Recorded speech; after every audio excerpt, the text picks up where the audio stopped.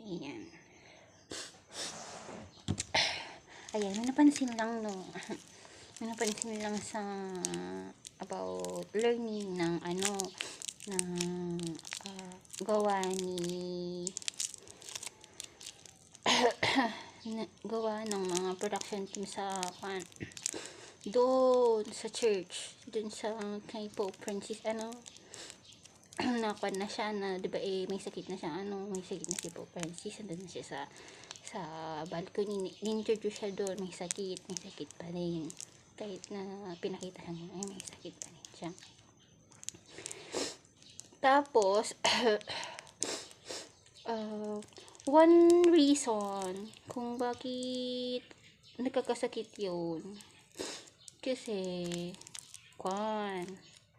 yung learning doon sa church, usually hindi yun yung nai-relay. Di ba si Pope Francis andun siya sa side ng American country, Argentina boy siya. Yung culture na nai-represent doon,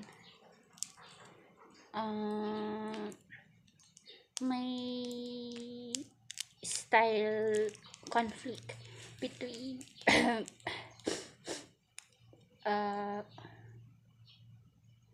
school and university curriculum. Nagkakaroon ng conflict doon.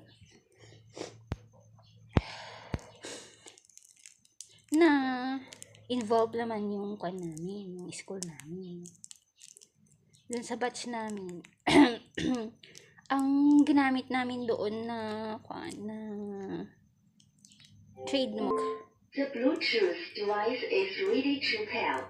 The Bluetooth device is connected successfully. Ang ginamit namin na trademark sa batch namin is yung cross namin. Na yung cross, dun lang yun, nire-represent yun sa school habits, school training, ganun. Yun ang ibig sabihin ng cross productions, di ba, no?